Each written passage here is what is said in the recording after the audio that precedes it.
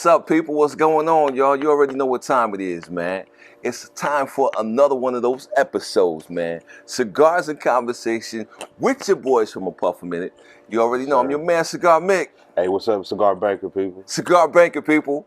Cigar Banker people. Everybody like, yo, Hey, where the banker at? We got excited. You know what I'm saying? We got excited.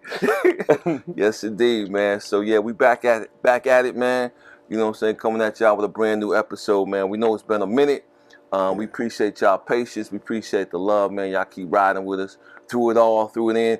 Yeah, all of these changes, man. Yeah. You know what I'm saying? Yeah. They got rid of IGTV, man. They started limiting how much video you could put up on, you know, certain IGs. So letting y'all know right now, you probably get the first 10 minutes of this on the IG post, right? Yeah. But make sure you go to the YouTube channel. I'm going to say that early today.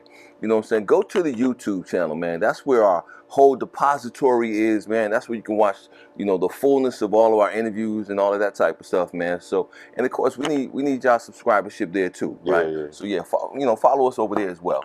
You know, like you said, man, that's where the warehouse at. That's the library, and we got playlists over there, so you can watch what you want to watch. If you want to watch us, if you want to see interviews, exactly. You know, some of our events we've been to, exactly. You know, so that's the awesome thing about being able to go to YouTube and see the full library and the breadth of what we do, because we know y'all enjoy watching us, Come on, man. So you know, no, that's what you. Nah, it's all love for real, you know. But hey, bro, welcome back, family. You know what I'm saying? Absolutely. You know how we do, man. We start off talking about what we smoking. You know what I'm saying? So you'll go ahead and hit them off. Absolutely, man. So got a chance to hang out with the Badass crew the other night, and you definitely love supporting them, man. So I grabbed this one off of the truck. Nice. So this is CAO's Mortal Coil. So this is actually all Dominican. Wasn't too familiar with this smoke. I love the CAO brand. I know a lot of people like the flatheads and you know, the CAO Brazil, and that's one of my favorites. Yeah. You know, some joints like that. But the Mortal Coil is one I wasn't familiar with. This is all Dominican. Smoking nice so far. Nice. Good wrapper. You know, good veininess to it. So I'm liking how it looks. The flavor profile is good so far. We'll see how it burns through once we get halfway through it. Outstanding, man. Yeah. You know, CAO. Shout out to my man from CAO, Mr. Rick Rodriguez, man, master blender down there, who just came on air, I think, earlier this week and announced that he was retiring. You know, Rick, we hate to see you go, man. You a god in the game, bro. You know what I'm saying? But we definitely appreciate, you know, all that you do, man. You know, so he blessed me with one of those back in August, I want to say, fam. And I really enjoyed that smoke, to be honest with you. So that's a good one, man. You know what I'm saying? And speaking about guys in the game, you know what I'm saying? I got to shout out to my homeboy, Dion Giolito, you know what I'm saying, from Illusion Cigars, man. So today I'm smoking up on one of these cigar prives. You know what I'm saying? This is that Corojo Toro. This box press, you know what I'm saying? And everything Illusione is going to be a Nicaraguan Puro. You know, so again, it's that fine tobacco. He puts a lot of work into coming up with his blends as well. You know, so again, I think this is one of the ones we featured last year when we did the pool party. We did, yeah. You know what I'm saying?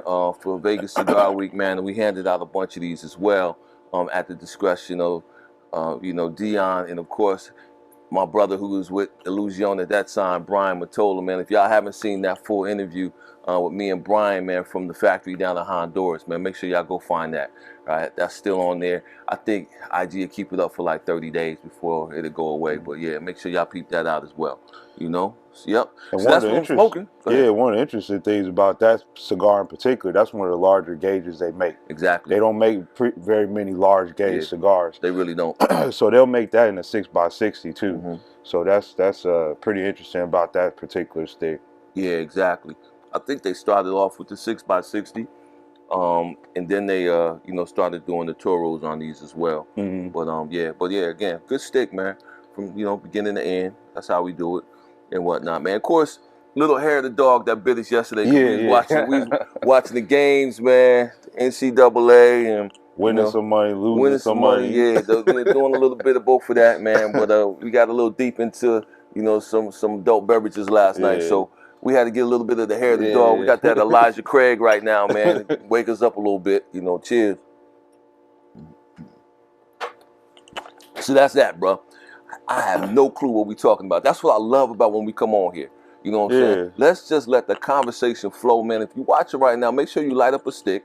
You know what I'm saying? Because this is what it's about. This Cigars and Conversation. Let's just let it flow, fam. You know what I'm saying? So wherever you want to start, let's just get in it. Well, you know what's always on my mind is what's affecting small businesses, right? Yeah, yeah. That's what keeps me up at night. That's what keeps me, motivated to do what I do in the community and what I do for work every day. Mm-hmm. You know, one of the big factors we're looking at right now, I know people are posting funny stuff about it, but it's gas prices, right? Man, How much is gas prices really affected? And then you say, okay, what does the war in Europe have to do with that? You know, the whole Ukraine-Russia thing, how much is that affecting gas prices?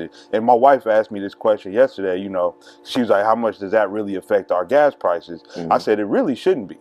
It really shouldn't be. Agreed. But because we got so many reserves right here in the United States, in the U.S. Bro. So you're right. That we're in control of. Absolutely. That are not contingent. We have what, like 20-year reserves or something like that? That are not contingent upon us getting oil from overseas. Right. So what is affecting the gas prices? I think it's an arbitrary way to try to stave off what's happening in the economy. Really? You can't really do it with interest rates, right? There's I don't want to get too deep into it, but there's a relationship between interest rates and prices, right? So we're in an inflationary market right now. Yeah. You know, a gallon of milk last year was what, $1.25, $1.80, something like that. Yeah. Now it's back over $2 for a gallon of milk. You know, bread, butter, whatever the staples are that you buy every day, the prices have gone up. Cars was one of the first things that happened to, and they gave us this explanation. We didn't have the chips, so all of a sudden car prices went up. But why did used car prices go up? How is that affected? You know, so it's like all these inflationary factors, and you can't really do it by raising interest rates because then people won't go out and get loans. So, capitalism is built off of using credit. So if you can't get credit at a good price, then, but the interest rates go up. So that's supposed to make people save. But nobody wants to save nowadays. It's like, what new car can I get? What can I go buy right now? So it's like all these weird factors playing into it. But at the end of the day, how is it affecting small businesses? I was like, inflation doesn't help small businesses. If somebody has to charge, so say you go to Grits Cafe, right? You get a chicken and waffle breakfast or whatever. And it cost you $10 a week ago. Now it costs you $12. Are you going to still buy that chicken and waffles? Probably not. I'm going to. Well, if I like my chicken and waffles, baby. But I feel what you're saying, though. But probably not. So for a small business owner, just because you're saying prices overall are going up, but guess what happened, though? For them to buy that box of chicken wings went up. But they can't necessarily just say, I'm going to raise my prices $2 next week and not expect to lose some customers. People. It's a weird relationship right now we got going on, but these gas prices is ridiculous, man. I see somebody trying to drive their kids' Tonka toy to work, because they tripping about how much gas costs. It's crazy, man. You know what I'm saying? But, and again, when you think about, like you said, that relationship, because, you said we got 20 years of reserves right now, right? And the entire automobile industry is pushing towards electronic. I think it's supposed to be like, they're not going to have any more gas vehicles after, I don't know if it's 2028 or something like that, man. Wow. But there's a date that's set in stone. So they're not making any more gas vehicles after this particular time. It's less than 20 years is my point. You know what I'm saying? So if you're going to stop creating gas-powered vehicles and the push is going to be towards, EVs, right? Then what's the issue? You know what I'm saying? We don't need to worry about, what's going on overseas or anything like that. Only thing we need to do is focus on what we got to focus on. To your point, bro, I hadn't thought about that, right? This is like the great equalizer. I said, okay, you know what I'm saying? Since we're in an inflationary market, right? How do we get more money out of the people, right? This is not a time that you really want to raise taxes. You know what I'm saying? Which has always been like the go-to, right? And like you said, right? So let's raise prices, on some of these staples and commodities that people use every day, and let's blame it on what's going on in the Ukraine, right? Like we don't have no control over this. Let's blame it on that. And also, man, when you look at nations like Iraq, right, that just got their sovereignty back, you know what I'm saying? And there's plenty of oil over there, right? And again, they want to. Iraq wants to, I'm trying to clean up my language because I figure now one day my grandchildren are gonna be watching this and stuff. So I almost said something different. But they want to mess with us, you know what I'm saying, as opposed to messing with Russia and whatnot. So there's deals to be made on that side of the table as well, right? So in any case, I just feel like this is totally unnecessary. It is. At this point, man. But again, what are you gonna do about it? Because I believe this is just the beginning, right? This is just the beginning. I think, first of all, I think there's going to be a windfall of money, right? A windfall of wealth in the U.S., man, unlike we've ever seen before. And I don't know if that's, if that's going to be the whole crypto thing or, whatever's going on, but people are going to start having more money than usual. And I think the United States want that because, to your point, people ain't saving, right? So the more money that's in the hands of the people, the more money that they're going to spend, right? That's going to help these barons, man, to continue to get richer and richer and richer, so to speak, And then when it's spent out, it's spent out. But and it's just done. Yeah, I don't mean to cut you off, but this is definitely one of the largest wealth transfers we've ever seen over the last probably 3 or 4 years. I've been seeing it real actively. So when you talk about like what I do, SBA loans, right? One of the biggest products we do is an acquisition loan. So it's someone to buy a business, right? Someone selling their business for one reason or another. There's this huge age gap in the people that are selling the businesses and the people that are buying them. And I'm seeing it actively, bro. Like I'm dealing with 30-something-year-olds that are buying businesses from guys in their 60s and 70s. Exactly. They're retiring out. They're deciding to sell their businesses, but they're selling it to these people that are younger, right? So this wealth transfer is occurring actively. We can see it every day. And at the same time, like you said, there's a big age gap when you talk about corporate America. Exactly. Even businesses like mine, like the closest guy that I work with that's close to my age, he's like 45. So he's like 10 years older than me. So it's like there's this huge age gap. There's this huge wealth transfer going on all at the same time. It's a weird thing, man. So you got cats that's probably not well trained, not well versed in certain areas that are taking these opportunities to gain wealth. It's gonna be a weird time, man. It's gonna be a strange time. Very interesting topic, right? Because again, this is something that has been known, right? Has been anticipated for years, right? What happens when the baby boomers, right? When the baby boomer generation, right, starts to die off or retire out and all of that, and who's coming behind them, right? So again, like you said, the baby boomers, man, was that generation that was just like basically, we want to get out here. We want to, the first ones to go out and buy a bunch of cars and start buying houses and creating families with, the 2.5 kids and the white picket fence and and all of that type of stuff, man. They were very career-oriented individuals, man, and they built up all of these careers. Meanwhile, the generations that came beyond them, or after them, were more about, those were the latchkey kids and stuff like that, because mom and dad was out there hustling, right, doing what they had. So they had a lot more freedom, and they grew up watching MTV Raps and stuff, or MTV Cribs, and then so they just assumed that wealth just came easy like that. You feel me? So now that you got these, and some of those kids, man, have managed to find ways to be creative and create the wealth that they wanted through social media and other things that they do.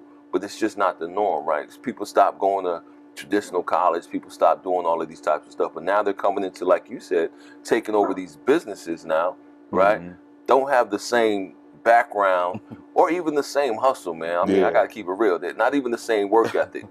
And it's gonna be interesting where that takes us in the future, bro. Or what that does. So, it drives me crazy, man, because all these young guys, they think technology is gonna change everything. They think technology is gonna change things like customer service, providing good service, quality control, things like that. They think technology is gonna be a solution to solve all that. Technology doesn't solve everything. Exactly. It may help you, but it's always been meant to be I would say almost like a crutch, right? So it's like technology is like a crutch for us. It's like it's a helper, but it shouldn't be the only way you get around. And that's what's bothering me now with these generations. Like you said, I think a lot of Generation X, like you said, the latchkey kids, that was Gen X, right? MTV was just popping. They were just getting out of grunge and all that. Them dudes they were still hustlers. They had to make it on their own because most of them was having to go home. They call them latchkey because they was going home by themselves, had to feed themselves in some cases because their parents was out working, 9 to 5 regular jobs. So I think about Generation X, like the work ethic they had, and you know, you're part of that too. You just behind the Generation X. So it's I'm like somewhere in between. Yeah. So you think about that generation, bro. The work ethic that they had will never be replaced. I agree. Never be replaced. Yeah. You know, I had the fortune of growing up with my grandparents. So my attitude about certain things is a little different. I still rely on technology a lot, you know, to make my life a little easier. But at the same time, the work ethic I have is ridiculous. You know, I'll work till midnight. I'll get up at 4 in the morning or whatever to get something done, whatever that takes. But everybody that's a millennial doesn't have that. They're always thinking about what can I do to collaborate? Who can do this for me? Who can do that for me? Rather than what can I do for myself? Exactly. And it's a different mentality because they grow up and working in these groups, right? That was like the first generation where everything was a group project. Everything was in a group setting. And there was no such thing as failure. No, no, you got the award, you got the merit awards and stuff, award, right? Bro. You got the participation awards.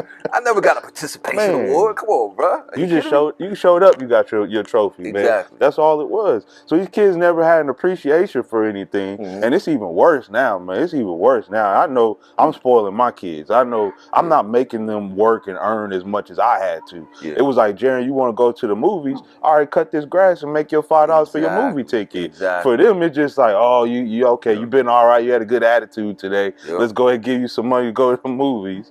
So it's like that whole mentality is going away, but it does make these kids be more, I would say, they thinking more up in the clouds, right? They're thinkers more than they are doers. So they're coming up with all these crazy concepts and stuff, but it's getting them to take action.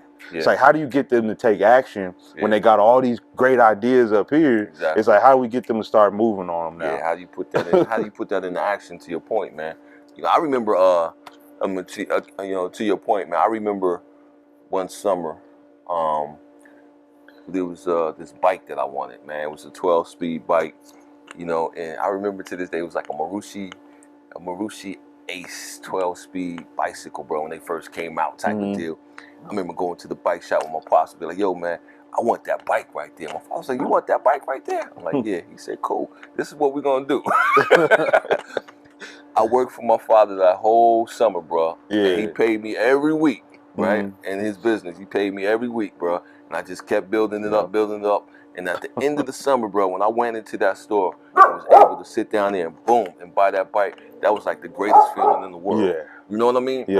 So, you know, what he was teaching me, man, was, you know, if you can have whatever you want if you're willing to work for it. You know, type of situation. Nowadays, man, you know what I'm saying? And I get it, man, because most parents, man, most of us is like, we don't want our kids to have to deal with the same type of stuff that we had to deal with, right? We want to just be able to give them the world, right? So they just say, we want it, and then they go get it. I'm going to put Polo inside in a second, man, because he don't know how to act I think about it, you know, one time when my grandma was, I had to paint the whole house. I'm talking about, when I say paint the whole house, I had to paint 2 living rooms, upstairs, a hallway. And that was to make $100. And I'm thinking, if I was a painter, this is a $1,200 job. But you know, that was to get $100. So they ain't really had no child labor laws back then. You know what I'm saying? Not at all. Not at all. And I was what, 14, 15 at the time. And man, I when I tell you, I painted that whole house, and then because I was rushing, messed up some stuff, so I had to come back and fix it. So that was some work, boy. I had a partner, man. You just remind me of another crazy ass story. I had a partner. His name was Richard Garcia, right? So they had moved into a new crib, right? His father talked us into painting the house, the exterior. Right? Oh, wow. Yeah, painting the exterior of the house. So Richard's like, man, come on, you gonna help, man. My father, he gonna pay us. So I'm thinking like, okay, that's what's up, man. You know what I'm saying? I'll help out, man. We'll make a little bit of money. But I never asked, you know, what we was gonna make for doing it. So we spent the week painting this house, bruh. Real talk, bruh. People ain't crap, bro. See, I gotta keep thinking about my grandchildren. People ain't crap, bro, in New Jersey. We painted this whole house for a whole week. You know what that dude did? What? He bought us some pizza and some Coca-Cola, bro. I was so hot. I never spoke to that dude again, man. I'm like, yo, your pops is house. I never spoke to that dude again, man. Me and Richard was done. Painted outside in the hot sun for a week, bro. And he bought us some pizza and some Coca-Cola, bro. Like, this fool is crazy. Man. Yeah. At least I had to do that. Lessons learned. Yeah. Right? So now, Like every other hustle in the world, bro. I'm like, yo, get the money up front, get the money up front, get the sign money the up front. contract. Exactly. Sign the contract first. Exactly. You don't have nothing unless you got it in paper. I'm sitting there like, this dude got me good. Shoot, yeah. Make sure I keep that bad boy lit. Run that. So what about so what do you think about sports and stuff like that right now, man? Like, I mean, there's so much that has occurred, man, since the last time we talked, man. And one of the things that I wanted to talk about was your boy A-Rod, right? So Aaron Rodgers gets the contract, man. It's what, $200 million over 4? First they gave the franchise tag, to Devontae. Devontae, exactly. And then they did that and they signed him up and stuff, man. So of course, we know that Devontae didn't take it. He chose to roll out, man, and go to the Raiders. I wonder what that's going to do for Adams now, right? I mean, not Adams. I mean, what's that's going to do for Aaron Rodgers now? You know what I'm saying? So, because I know he's not happy about that, And then you mess around, and after he gets the money, here come Tom Brady back. You know what I'm saying? Like, hey, wait a minute. You know what I'm saying? Y'all throw me a little sweetener. You know what I'm saying? And I'll come back for another year too, right? So what do you think, man? So Aaron thought he was going to run the NFC, and the Tom was like, check that, coming right back. But, Aaron Rodgers, the thing that's hurting him right now, he's already gotten that tag last year of being a prima donna. Everybody was talking about how he wanted all this money, and he was having issues with management and coaching. He was just being a prima donna, and the whole thing of, am I vaccinated or not? I got vaccinated. Did you get the vaccine, though, was the question. Exactly. So he's gotten this bad rap right now being a prima donna. And so that's one thing that's already hurting him. And then you get this kind of contract where it's guaranteed money. So it didn't even allow them to pay Devontae enough to keep him. Because Devontae wanted top tier money. And by all rights, he's earned it. He's earned it. Yeah. He should get it. He's earned it. Exactly. He's earned top tier money. So it was up to Devontae to say, okay, do I want to stay with Aaron and make another run under this franchise tag? But as we know, how much has that hurt people in the past? I mean, Godwin had the franchise tag. He got hurt from the Bucks. Earl Thomas, that was the famous scene when he got carted off. He flipped off the whole sideline. And they was like, because he got that stupid franchise tag with no guarantee money, no guarantee for your family, no guarantee if you get hurt. You just got to sign this tag and hopefully you keep playing through the season. So Devontae was like, scrap that, bro. And then, luckily for us, we got him. He gets to play with his old teammate Derek Carr, going to Fresno. Mess around and make me get some doggone Raider gear, man. But, and the crazy thing is every team in our division has gotten better. Every team. The Chargers got Khalil Mack. So they got him rushing on the side with Bosa. You got, Russell's going to Denver. We got to deal with that nonsense now. That's another big one right there, bro. AFC, they got Juju. I was really hoping that some miracle would happen, and Sarah would be like, baby, I want to go to Madison Ave. and Russell end up going to New York, bro. I was really hoping that was going to happen, But as a quarterback, like I said the same thing. We'll talk about the Deshaun Watson trade. As a quarterback, you're a top-tier quarterback, and you want to make your nut and do what you got to do in the league, you got to have an offensive line. There are very few teams that have quality offensive lines where they're not waiting on draft picks and all this kind of stuff. And the Browns were one of them, and Denver was one of them. They had they both had solid offensive lines. They just suffered from terrible quarterback play. Baker Mayfield has not panned out to what everybody thought he was going to be. And then you got, Denver, they woes as far as quarterbacks go. They done been through many. I thought Teddy did a yeoman's job for him. Teddy. Yeah, man. Two-glove Teddy. They never showed him no real love. But the dude was throwing dimes. He was making players better, like Noah Fant. That's why he got his money. Jerry Jeudy had his little time to shine. And it's like now with Russell, that team is going to be scary, bro. The defense is solid. They got a good offensive. They got a lot of weapons on offense now. I feel the same way about Cleveland, man. I think Cleveland's gonna be. I said the same thing. Beast this year, bro. I was telling my boy yesterday. I said I don't think the Bengals are gonna be the top of that division. It's either gonna be the Browns or the Ravens. I was like, the Ravens dealt with a lot of injuries last year. All them dudes coming back healthy, and then now you got the Browns with Deshaun Watson. Like, come on, man. Deshaun Watson is an offense by itself, and he got something to prove, bro. You know what I'm saying? He got something to prove because a lot of people counted him out. You know what I'm saying? I mean, you had league officials and stuff like that was talking mess about him, bro, when all them cases came up. Yeah. You know, and the brother kept saying that he was innocent, but wasn't nobody trying to hear that. It was literally guilty by, he was guilty in the media, so to speak. Yeah. You know, before they even, heard the whole case and knew what was going on, man. So I feel like he's coming back like, the heck with everybody. You know what I'm saying? I'm gonna kick some butt and take some names. Yeah, he so coming back with yeah. a vengeance. I hope he does. I hope so. he come back with a dog mentality, and I'm just gonna run through everybody. I was like, we're gonna win games. We're gonna do what we gotta do. Exactly. You got a good run game. Only thing that sucks is they might have lost their 2 best receivers. We'll see if they can keep Landry. Right. And shoot, what might be crazy is Odell might come back. Wouldn't that be something? Yeah, that would be crazy, bro. Is Odell might say, because the Rams haven't re-signed him. Yeah. He was on a 1-year contract for $1 million. Yeah. That dude, he worth more than $1 million. Absolutely. So he's gonna go somewhere and be on a contender. Yeah.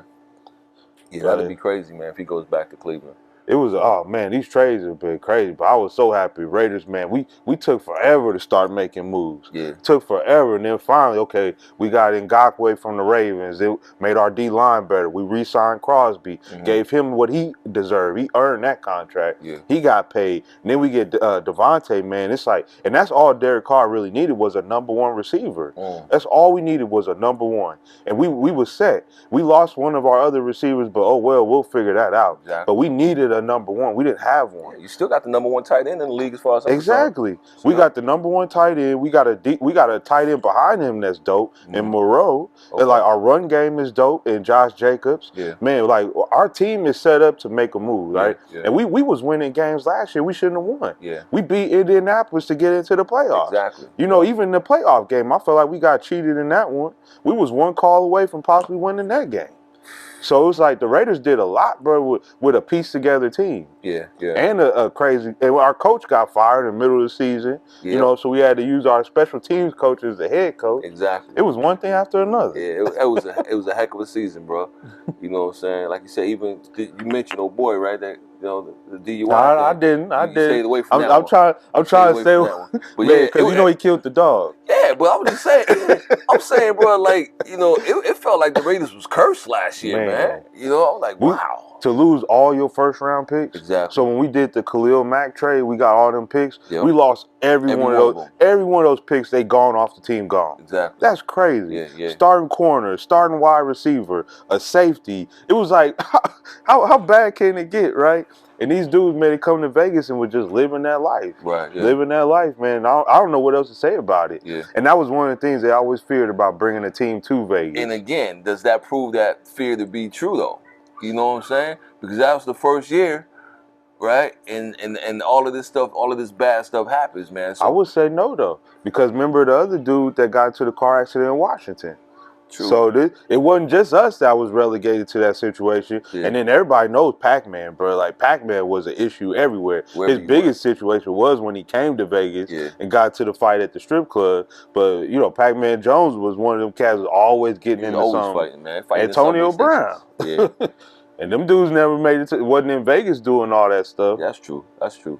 I think that the Vegas, the rumor, man, or the tag of Vegas being a bad place for teams, man, it's still, it may not be the case, but you got to go further. You got to go harder to prove that it's not the case. Yeah. Everybody's going to associate every bad thing that happens to a squad here in Vegas because it's in Vegas. Yeah. You know what I'm saying? So you got, And I'll say this from like the perspective on my side of being an advocate for small businesses, the Raiders have been ingrained in this community since they got here. Mr. Davis has done a great job of making himself part of the community. Yeah, big time. He's showing up at chamber events. I've seen him all over the place, right? Yeah. And then you got players that's doing all they different work in the community, getting attached to different organizations they have a belief in. So I would say that, man, they're definitely making themselves a part of the community. You get the feel that it's not just because of league rules. Yeah, they're doing it because that's just part of what they do. Who they are. Yeah, it's who they are. Yeah. So I really appreciate that, man. Yeah, I see Darren Waller at, he's got the little kids foundation and stuff, man. And he's doing a lot in the community, man. You see Derek Carr out in the community, like you said, bro. It's like in this community, like Las Vegas has really like welcomed you know what I'm saying, and put this hedge around the team, so to speak, right? So, you know, which was, you know, what you saw with the Knights, with the Golden Knights. Oh, yeah. When the Golden Knights first got here, bro, Vegas, man, people was just like, you know, they just automatically just loved this squad, bro, and it just, you know, just enraptured them. So, yeah. And the Golden Knights kind of had an edge on everybody because they was an expansion team. So the fact that they were an expansion team, it was like homegrown right off the bat. Exactly. Then we get the Raiders, who've been bounced from city to city, and then they get to us, and it's like they didn't have a home. You never knew what they was going to act like when they got here. But they jumped right in, man. And Vegas is a beautiful place to live. It is. I was like, once you separate yourself from the Strip, which is only, what, 3 square miles? I'm like, that's 3 square miles of where everybody lives. That's mostly what most people don't realize, man. You know, and I was guilty of that before moving here. You know, I had a partner when I was in Atlanta, and you know, he was from Las Vegas, and I was like, you live there? Like, you grew up there? Like, you know what I'm saying? Because, you know, only thing I could think of is the Strip. Like, they got schools in Vegas? Like, I mean, other than UNLV, but yeah. So, yeah, bro, it was a trip. But once you're here, like you said, once you get outside of that and you see that it's really a viable, you know, great community, great place to raise your family, you know, and all that type of stuff, man, that's the side that most people don't see and don't want to see. No. You know what I'm saying? Because, again, I still have a lot of friends and family that come to Vegas, and when they get to Vegas, they want me to come meet them on the Strip. They ain't trying to take a, you know, 30, 40-minute ride out to where I'm at. Out to the booties. You know what I'm saying? So, yeah, that's what it is. But, yeah, that's definitely a big part, man. It's a great place to live. Look at me. I ain't never left. I tried to leave and couldn't leave. And there's a certain, you know, I will say there's a certain pride when you come across people who are born and bred in Vegas. You know what I'm saying? There's a certain camaraderie, a certain pride, and what have you, man. I was telling one of my other boys the other day, even like, you know, in the whole cigar game and stuff like that, I said, yeah, but when it comes to the whole Vegas cigar community, I said, real talk, I'm more of an outsider than an insider. I said, because, you know, most of y'all cats grew up together. You know, you got this, that, and the other thing, what have you. You know, he reassured, he's like, well, Mick, you got your own lane, bro. You know, this, that, and the other thing. I said, true. You know, but at the end of the day, you know, it's not just the cigar community, but it's all the way around, man. You know, the historical West Side, man, you know, and all of the history, man, that it's so crazy, man, when you go back and you look at, this wasn't that long ago. You know what I'm saying? When you look at the almost like apartheid type of a situation, you know what I'm saying, that Vegas was set up as. Man. You know, so that's a whole nother, show. Don't get me started on my historical West Side. That's a whole nother show, man, because you got to understand, Vegas was designed and developed, right, to bring a certain crowd of people here to have a good time and gamble and take money. So it was like, if you look like us, bro, you had to be not seen. In the background, so to speak, and whatnot. And that history carried over, man, for many years. But like I said, that's a whole nother show, man. They kept us as far away as they could. Exactly. So it was far north at that time. And to think where we all are at now is crazy. For real, for real. And what the historical West Side looks like now. It don't look like us like it used to. You know, it's 50% Hispanic now, maybe even more. Right. So it's like, that dynamic is crazy. But yeah, man, I love my city, dog. I got it tatted on me and everything. Like, I love my city, bro. I heard that, bro. That's what it is, man. So, hey, fam, like I said, man, it's a good one, bro. I don't even know how deep we into this right now, but I feel like we got some good stuff.